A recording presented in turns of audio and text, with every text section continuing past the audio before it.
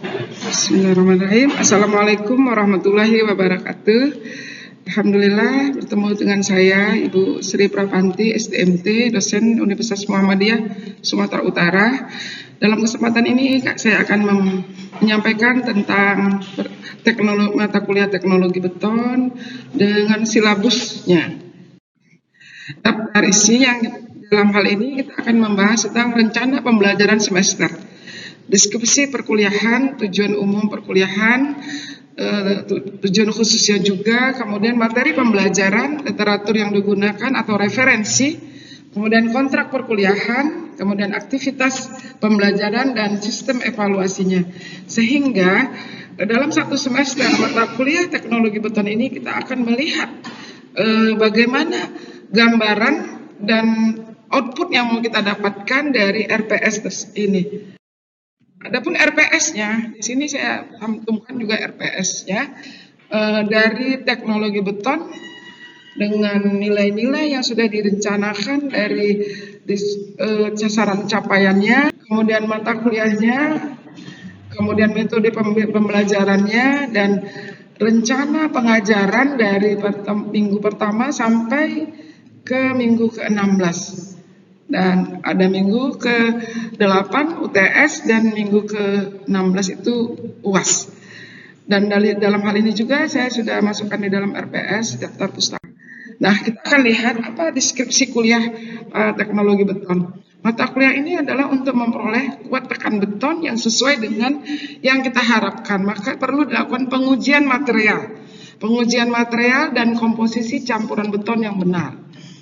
Nah, kemudian mata kuliah teknologi beton ini diharapkan mahasiswa dapat mengetahui kualitas material, merencanakan komposisi campuran, mengevaluasi kuat tekan beton. Jadi nanti kita akan memeriksa apakah agregat itu sesuai dengan standar SNI, agregat kasar, agregat halus, kemudian juga memeriksa kandungan air, juga memeriksa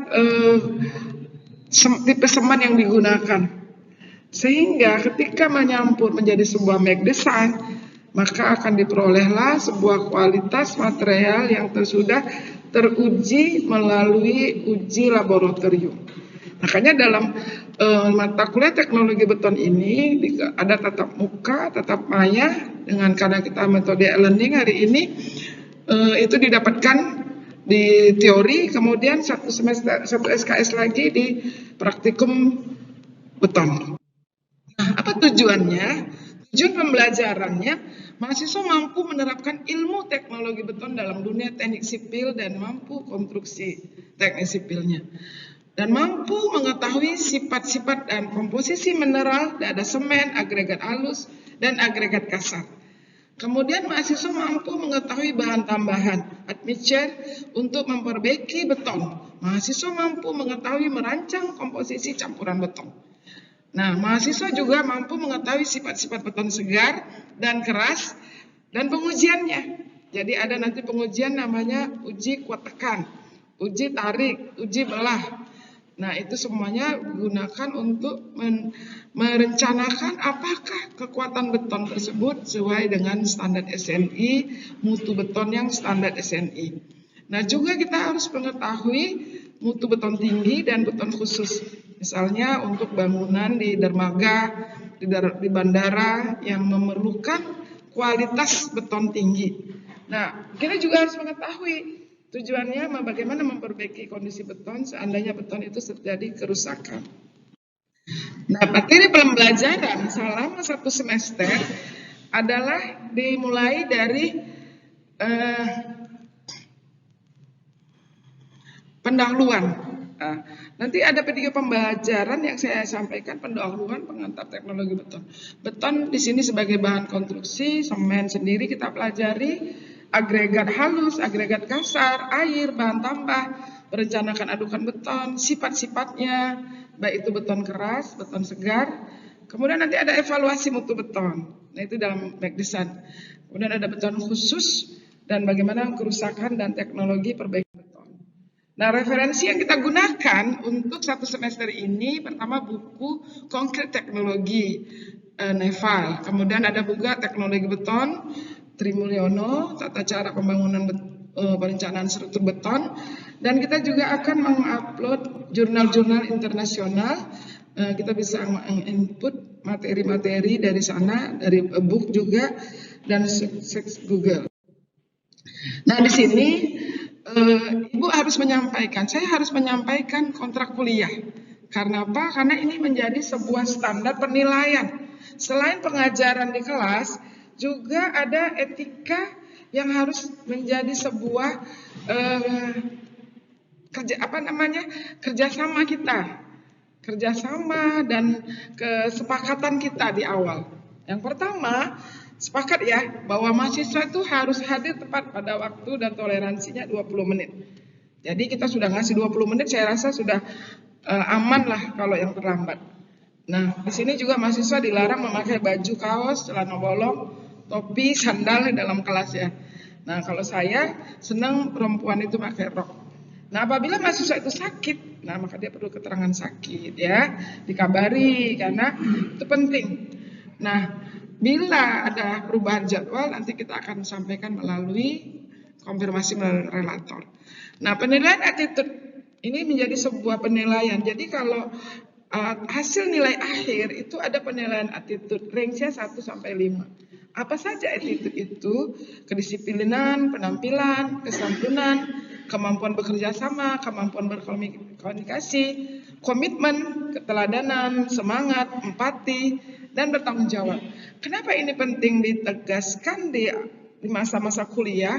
Karena kalian akan menjadi seorang pemimpin bangsa, pemimpin negara, pemimpin keluarga. Maka nanti ketika tamat kuliah sudah terbiasa dengan attitude ini, maka ketika masuk dunia kerja itu sudah terbiasa dan dunia saing kerja, emotional leadership itu sangat diperlukan. Bagaimana kesabaran kita, semangat juang kita untuk bekerja itu menjadi uji coba di dunia kerja. Kalau kita mampu melewatinya, maka kita insya Allah akan jadi sukses. Oke? Nah, kemudian kriteria penilaiannya, dalam hal ini kita ada kriteria penilaian tugas terstruktur. Di sini pembelajaran kooperatif, ya. Jadi Ibu ingin ajak diskusi kelompok, ada penugasan terstruktur, mandiri, ada simulasi. Nanti kita akan videokan videonya atau membuat alat peraganya. Kemudian ada penugasan mandiri. Nah, kriteria penilaian ada 5, tugas terstruktur, tugas report, materi report, jurnal report, mini riset. Nah, kalau mandiri, tugas report dan materi report. Ini penting saya sampaikan di awal, supaya nanti waktu kalian mengerjakan tugas-tugasnya, sudah tahu apa saja yang harus dipersiapkan, sehingga nilai yang dia dapatkan, saya berharap semuanya peserta kuliah di mata kuliah saya ada lulus. Amin. Nah, di sini saya membuat aktivitas pembelajaran supaya aturan perkuliahan kita sudah sepakat karena sistem sekarang ini menggunakan e-learning, maka silahkan masuk ke e-learning saya https elearning.umsu.ac.id.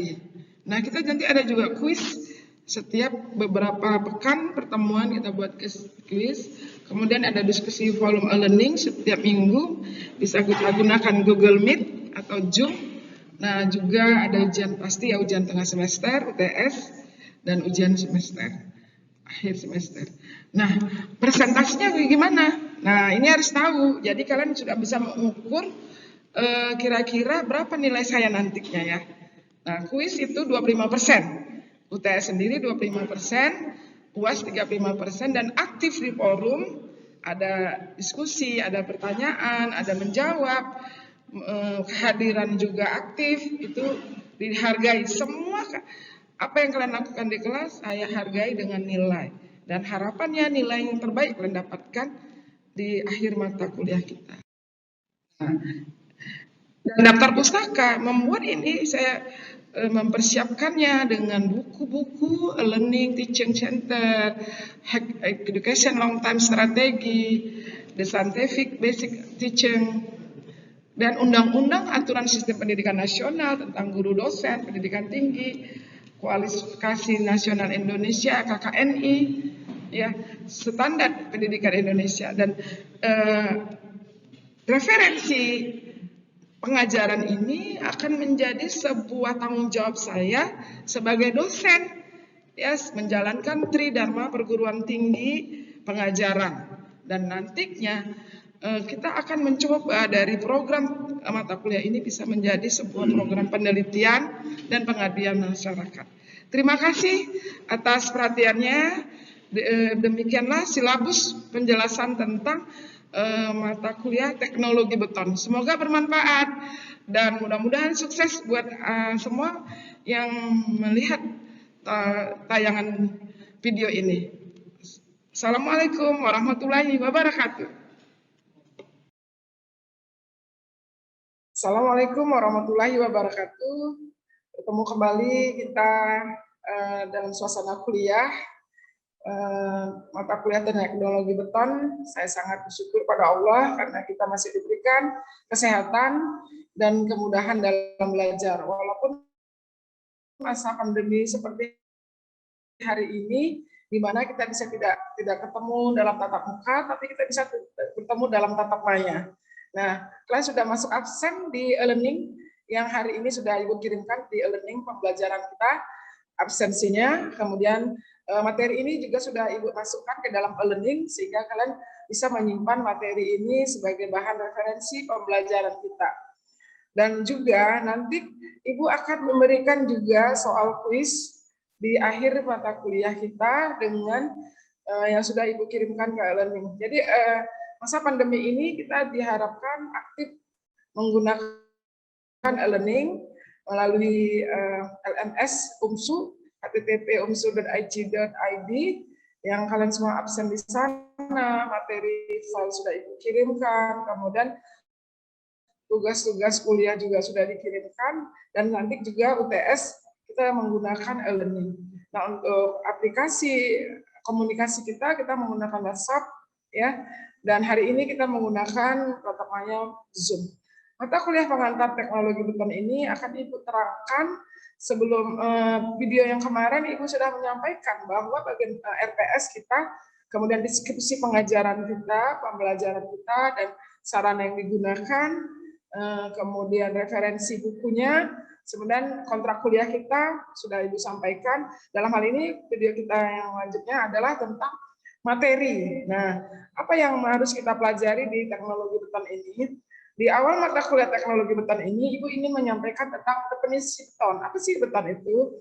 Kemudian sejarahnya, kemudian bahan-bahan pembentuk betonnya, dan aplikasi beton dalam dunia konstruksi bangunan. What is concrete? Ya, bisa kita lihat di sini ada material agregat kasar, agregat halus, dan juga semen dan air. Tapi presentasinya itu berbeda-beda. Agregat sendiri yang paling tinggi presentasinya sampai 45%. Sedangkan pasir atau agregat halus, agregat ini agregat kasar ya, itu 20 sampai 27%. Sedangkan water atau air sini sampai menggunakan 18%, semen 10 sampai 12%, dan udara. Jadi waktu pengadukannya itu tidak terlalu padat sehingga ada rongga udara yang bekerja. Sama seperti kita makan, kalau kita makan penuh perut kita, kemudian minum lagi penuh, tentu sesak napas kita. Akhirnya kita bisa dan itu bisa menyebabkan kita susah bernapas karena tidak ada udara. Begitulah ilmu pengetahuan, dan alam ini memberikan kesan yang sangat dalam buat kita. Nah, kemudian kita akan lihat apa itu definisi beton. Beton sendiri adalah bahan yang dicampur semen, pasir, agregat kasar. Dalam hal ini agregat kasar bisa koral, bisa batu pecah, split.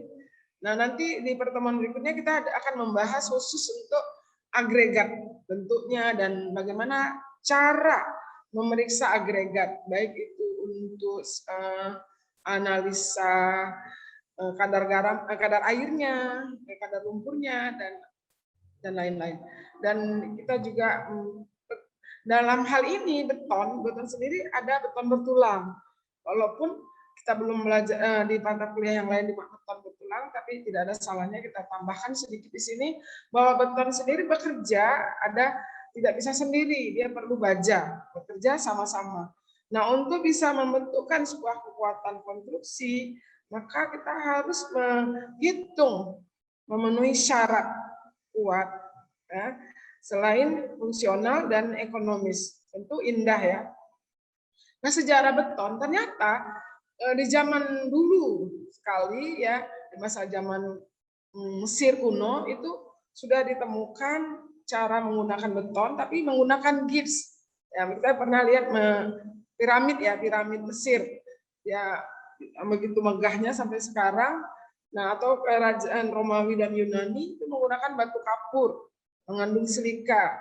Jadi di sini ada penemuan John Smithson, ozalic semen dicampur batu kapur, Joseph Aspin, penemuan cara membuat Portland semen dengan jalan memanaskan campuran butir-butir halus tanah liat dan gabungan batuan kapur keras. Atau Isaac Johnson memperbaiki metode yang digunakan Joseph Aspin dengan membakar campuran tanah liat dengan kapur. Jadi perkembangan semen itu terus berkembang karena hari ini nanti kita akan ada satu file untuk belajar semen. Kemarin minggu lalu materi kita ada Ibu sampaikan apa saja materi-materi teknologi beton tersebut. Dan salah satunya juga semen, agregat, air, khusus membahas itu. Ya, nanti pembelajaran berikutnya kita buat. Nah, di sini bahan pembentukan beton sendiri adalah dari semen, air, agregat, kalsat, kalgus, dan ada admixture. Kenapa ada admixture? Admixture ini penting ketika bangunan diperlukan untuk cepat keras. Misalnya Pak dilepas pantai, itu kan perlu bangunan cepat keras, tahan terhadap kondisi garam. Ya. Itu ada admixture-nya. Atau jalan sekarang kan jalan ini banyak menggunakan beton coran, bukan aspal. Jadi aspal beton gitu ya. Nah, itu ada admixture-nya supaya cepat keras sehingga jalan itu bisa digunakan segera karena jalan itu kan hal apa ya? Kondisi yang diperlukan sangat oleh masyarakat. Urgent, mau berobat, mau belanja, mau pergi ke sekolah, mau pergi kerja, lalu volume jalan dan kondisi jalan itu memperhatikan. Dan ternyata beton juga punya peranan di situ. Nah, apa kelebihannya? Nah, ini perlu kita tahu gitu ya.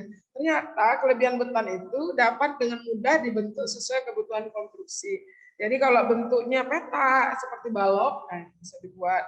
Dia bentuknya sel atau bentuknya kubah seperti masjid ya, kubah masjid bisa dibentuk karena ada malnya sehingga konstruksinya bisa disesuaikan dengan kebutuhan. Nah, kemudian dia mampu memikul beban tekan yang besar. Jadi ada tekan aksial beton itu lebih kuat dibandingkan tekan aksial kepada kondisi misalnya kayu gitu ya, dia mampu menahan itu. Nah, dia tahan terhadap temperatur yang tinggi. Jadi misalnya ada, ya bukan Allah sih, kebakaran misalnya kan. Nah, dia lebih tahan dibandingkan rumah kayu. Bayangkan kalau rumah kayu, rumah papan ya, langsung habis kalau ada kebakaran. Ini lebih tahan. Kemudian biaya pemeliharaannya juga kecil. Jadi intinya ketika sudah bangunan itu sudah didirikan, sudah ada tulangannya, sudah bekerja sama di sana, maka tinggal ya paling ngecat atau apa. Kemudian tahan terhadap korosi. Nah, dibandingin baja, ya kan, beton juga tahan terhadap korosi karena tulangannya kan ada selimut betonnya, sehingga tidak langsung menembus air. Nah, biaya konstruksi relatif lebih murah. Untuk zaman sekarang ini relatif lebih murah dibandingin rumah kayu. Karena kayu itu kan susah didapat, dilarang pemerintah karena tersangkut dengan masalah ekosistem, ya kan, keseimbangan alam. Dan satu lagi kalau kayu dia harus ada perawatan anti rayap, apalagi baja kan mahal. Jadi alhamdulillah dengan kita belajar hari ini kita tahu nih ternyata beton itu sangat punya kelebihan, tapi dia ada kurangan juga. Nah, dia bentuknya kalau udah dibuat ya nggak mungkin dirubah lagi, dia kan bukan plastik, ya kan. Nah, kemudian pelaksana pekerjaan membutuhkan ketelitian yang tinggi. Nah, disinilah kita belajar tentang bagaimana proses pencampuran beton tersebut yang disebut dengan mic design.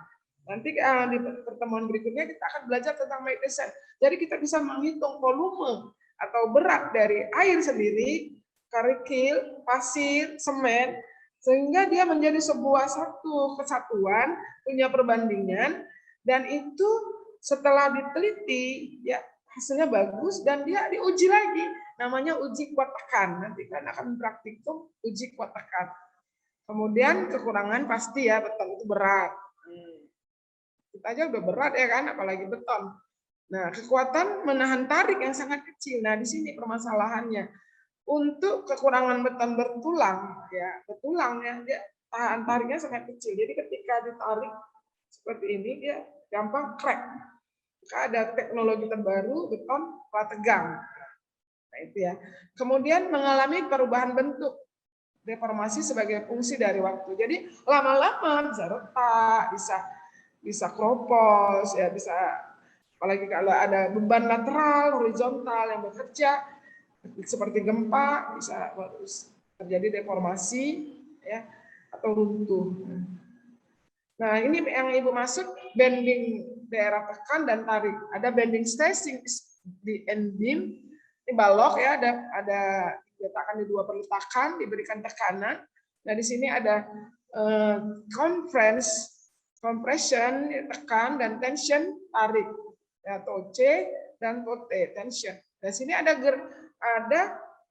gaya-gaya batang, ya, gaya-gaya dalam yang bekerja dalam bending stress in a beam. Nah, ini kita belajar di beton bertulang ya. Ini sebagai gambaran. Nah, sekarang menjadi perhatian kita apa-apa saja jenis-jenis bangunan teknis sipil ini. Nah, di sini ternyata ada gedung, ada bendungan, ada jalan, ada bandara, ada jembatan. Ini semuanya menggunakan beton.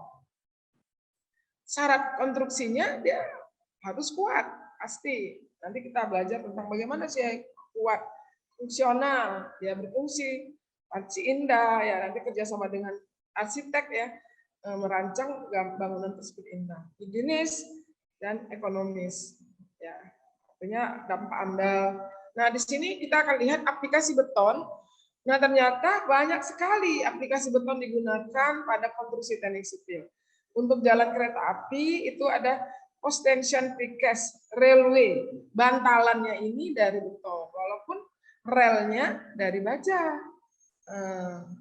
Kalau sekarang monorail sudah pakai beton prategang kan, gitu, precast yang disusun. Kemudian aplikasi betonnya lagi pondasi tiang pancang, nah, seperti ini, retention precast. Jadi ada hammer yang diketuk untuk masukkan ke tiang pancang untuk bangunan tinggi, bangunan yang memerlukan fondasi dalam supaya bangunannya kokoh berdiri tegak. Kemudian ternyata aplikasi beton untuk tangki. Ya, tangki juga digunakan dengan gunakan beton. Precast, jadi precast juga tapi ya, segmen post tension together on site and then around circumference untuk tangki sendiri. Kenapa?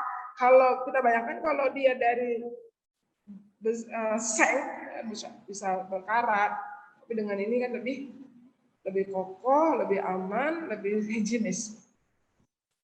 Nah, kemudian untuk jalan, nah ini kita lihat jalan sekarang kan luar biasa ya, masa pembangunan di mana jalan tol banyak dibangun, kemudian jalan-jalan di daerah-daerah kita juga dibangun untuk apa? Untuk sarana memudahkan transportasi, dan sekarang beton lebih diminati, apalagi jalan tol kan pakai beton ya, pakai coran ya kan.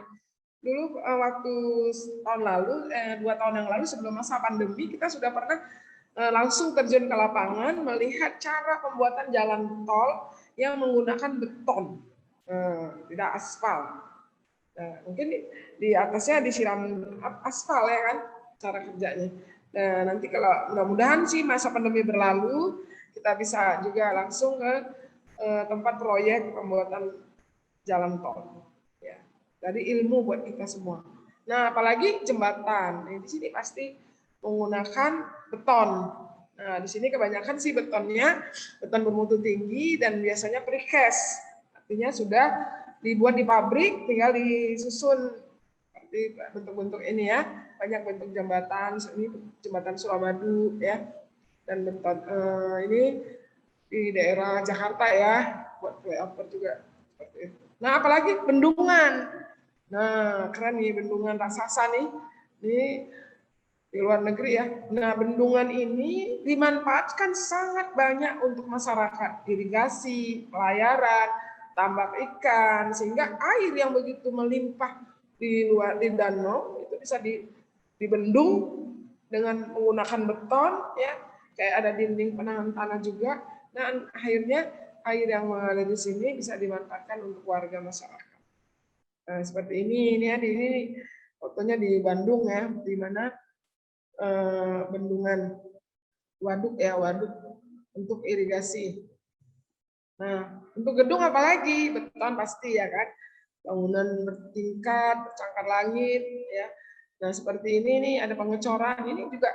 Jadi ada sebelum proyek, nah ini perlu kita ketahui ketika kita belajar teknologi beton, itu bisa jadi uang masuk buat para orang yang paham dengan ini. Kenapa? Kontraktor dan konsultan itu sebelum membangun sebuah proyek, dia akan membuat sebuah sampel uji beton K1, K2, K3.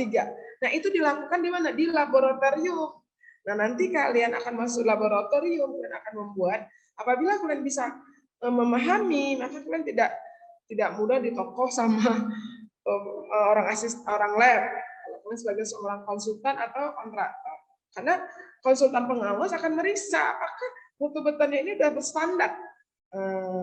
Mutu beton berapa? 25, 40 MPa. Ya, ya masuk dari aplikasi beton di sini. Nah, ini apalagi ya untuk gedung bertingkat. Subhanallah. Nah, dalam hal ini Ibu ingin menyampaikan selain beton secara konstruksi, kita harus juga memikirkan grand construction. Nah, grand construction ini menjadi sebuah apa ya? Sebuah misi sebagai dosen, Ibu ingin mengajak kalian untuk memikirkan sustainable construction. Sustainable itu apa? Ya, pembangunan berkelanjutan. Pembangunan berkelanjutan itu sangat diperlukan karena apa? Karena ini akan berdampak kepada masa depan kita. Apalagi penggunaan energi hari ini semakin lama semakin banyak dan tentu kapasitas energi hari ini terjadi pengurangan karena sering dipakai energi gas ya kan, panas bumi, kemudian ya PLN itulah. Tapi dengan adanya program green construction, ya harus kalian pikirkan nantinya kalau walaupun kalian bekerja di mana, itu sudah dipikirkan bagaimana. Kementerian PUPR pernah menyampaikan bahwa kita harus punya perencanaan pembangunan rumah sustainable construction, di mana bangunan beton, kemudian di atasnya itu diberikan atapnya itu dengan solar cell. Jadi matahari yang di Indonesia kan terkenal dengan negara tropis. Cahaya mataharinya itu sempurna. Nah, itu bisa dimanfaatkan untuk menyimpan energi. Dan energi itu bisa disalurkan untuk listrik rumah tangga. Lampunya, mesin-mesin yang ada di rumah. Dan itu bisa menjadi sebuah repair, sebuah lifetime. Ya, dan sangat bagus digunakan kalau kita mampu membuat seperti itu. Kemudian ada lagi satu gitu, grand contraction ini kita pikirkan hari ini Indonesia ini negara tropis dan kalau di Sumatera Utara itu curah hujannya juga tinggi. Nah, tadi malam juga hujan. Nah, hujan yang banyak itu ditampung kemudian difilter dengan demikian rupa menggunakan daur ulang air atau apa. Itu bisa dimanfaatkan untuk mandi, cuci dan lain-lain sehingga tidak terjadi pembangunan rumah ya dalam green construction-nya sia-sia. Yang semuanya bermanfaat untuk kehidupan yang akan datang. Makanya saya dalam hal ini sekalian kampanye materi kita walaupun pengantar teknologi beton, pendekatan holistik konstruksi berkelanjutan. Jadi di sini kita ada recycle, reuse, sehingga bangunan yang kita harapkan kita sebagai seorang engineer, seorang teknik sipil, sebagai seorang kontraktor, konsultan, punya kesepahaman, kesatuan pemikiran, dan bisa menjadikan ini sebuah pembelajaran buat kita. Kita belajar meneliti. Jadi Ibu ada kebetulan Ibu juga sering meneliti tentang material, tapi materialnya tentang batu bata. Jadi hari ini kan Indonesia, khususnya di Sumatera Utara, masih banyak menggunakan rumah menggunakan batu bata. Jadi bagaimana batu bata yang digunakan itu bisa berstandar SNI, ukurannya, kadar airnya, kadar garamnya, daya serapnya, kemudian kuat tekannya teruji. Nah, sehingga bermanfaat ya ketika itu sudah disampaikan kepada home industry panglong batu bata, itu akan bermanfaat untuk meningkatkan kapasitas produksi mereka dan pemasaran. Kenapa? Kalau sudah punya standar SNI, tentu daya jualnya lebih tinggi. Ya, itulah inilah pengajaran Ibu dan penelitian Ibu yang Ibu sandingkan dengan pengabdian masyarakat di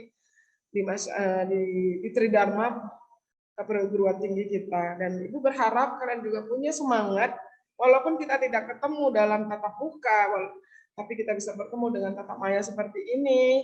Ya, bagaimana? Semuanya sehat-sehat kan? Ya, alhamdulillah. Ya, Ibu berharap pertemuan pengajaran kita ini bisa memberikan semangat ya belajar lebih baik di masa pandemi ini, dan insya Allah mudahkan seluruh urusannya. Dan kita berharap satu hal lagi yang ingin Ibu sampaikan. Nah, ini tadi penerapan green construction yang Ibu sampaikan tadi ya.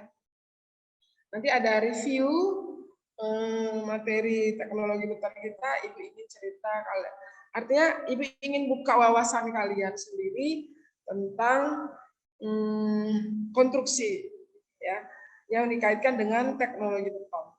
Ya. Nanti tugas ini akan kita diskusikan ya. Kemudian kalian buat kelompok dulu. Nah, dalam topik yang berbeda silakan pilih topiknya. Nanti kita buat luarannya, ada poster. Poster ini supaya apa? Supaya oh gini tuh bangunan yang sustainable construction. Kemudian oh begini toh kegagalan ketika konstruksi betonnya bermasalah atau apa. Ya, jadi ada semacam ide kalian kumpulkan, kemudian dalam bentuk nanti kita buat bentuk penelitiannya, ya bisa juga kita buat bentuk sosialisasi, ya melalui YouTube, ya atau melalui video-video pembelajaran yang lainnya. Ya. Semoga bermanfaat video pembelajaran kali ini tentang pengantar teknologi beton. Saya Siprapanti STMT dan berharap semua yang hadir dalam Zoom ini kita semua dalam kondisi sehat dan semangat dalam belajar. Terima kasih. Assalamualaikum. Waalaikumsalam warahmatullahi wabarakatuh.